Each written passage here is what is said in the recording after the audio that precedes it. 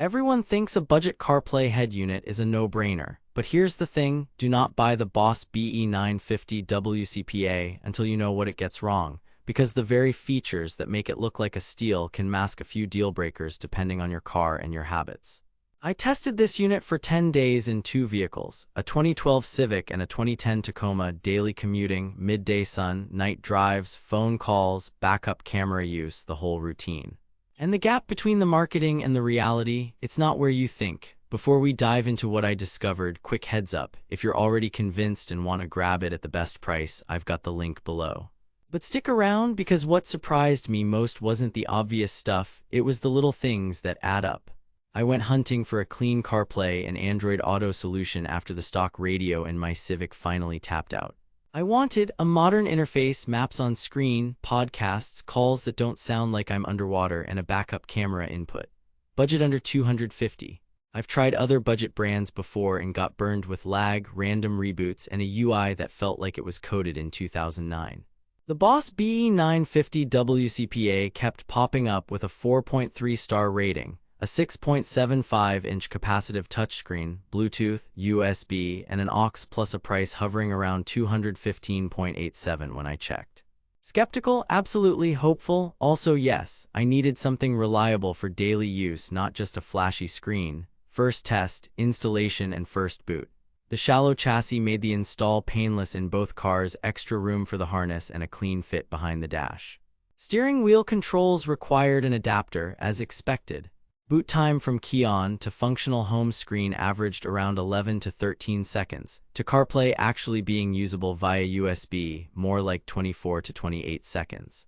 Not instant, but reasonable. The UI is bare bones, which is fine once you're inside CarPlay or Android Auto. But then I hit my first hiccup. Twice during the week, CarPlay didn't initialize until I unplugged and replugged the cable. Not a deal breaker, but if you're in a rush, it's annoying. Next, screen and visibility. In the evening and at night, the 6.75-inch capacitive screen looks crisp and reacts quickly to taps. Scrolling through menus is fine, and map panning is smooth enough when you need it. But then comes noon sun. With the screen brightness maxed, the panel was readable but washed out in direct light, especially in the Tacoma with no tint.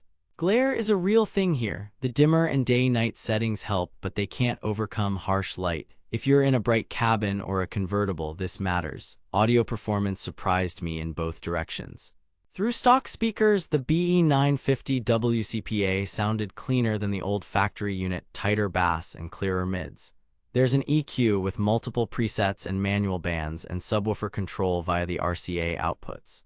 For casual listeners, it's a noticeable upgrade, but then crank it. Past about 80% volume, you'll hear the budget amp show up as hardness in the highs. If you're running external amps, the pre-outs get the job done, but don't expect premium headroom.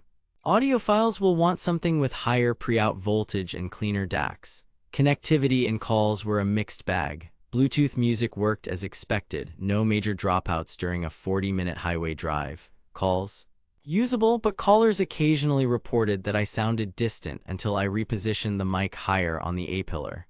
With the mic in the center of the dash, road noise crept in at speed. Once moved, clarity improved, but it's sensitive to placement.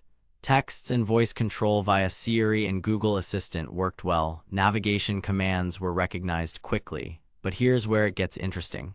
If you were hoping for wireless CarPlay because of the name, you'll be disappointed. On my unit, CarPlay and Android Auto required a USB connection. If you want true wireless, you need to step up to a different model or use a wireless adapter. Radio and camera, FM reception was fine in town, average at the edges. Presets are straightforward, RDS works, and station switching isn't sluggish. Backup camera input triggered quickly from reverse. The on-screen guidelines are simple and the lag was minimal. The video quality obviously depends on your camera, but the head unit switching speed was solid. The most surprising discovery after a week wasn't the boot time or the occasional CarPlay reconnect. It was how the little compromises stack depending on your environment. If you drive a shaded sedan, the screen looks fine. In a bright truck at noon, you'll fight glare. If you take calls all day, the mic placement and noise isolation will make or break your experience.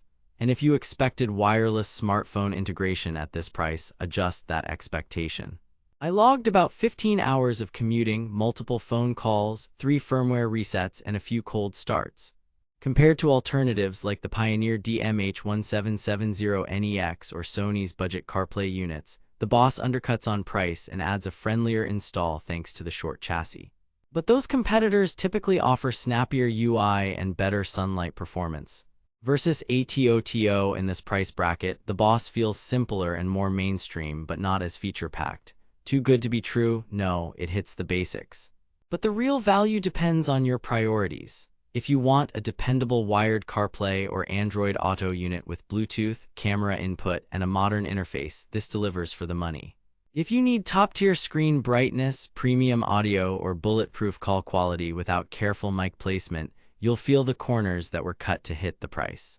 Now that you know where the BE950WCPA shines and where it stumbles, the next step is simple. Decide if your daily driving conditions match its strengths. If they do, snag it while the price sits around the low 200s. Link in the description for the best current price. Bottom line, the Boss BE950WCPA is a value play with real trade-offs. Buy it if you want affordable, wired CarPlay and Android Auto, straightforward install, and you mostly drive at dawn, dusk, or with tinted windows. Skip it if you demand wireless integration, take frequent high-speed calls, or drive in harsh sunlight all day. For the budget-minded driver, it's a smart pick. For power users, look at Pioneer, Sony, or a higher-tier Boss. Don't buy the BE950WCPA because of hype. Buy it because it fits how you actually drive.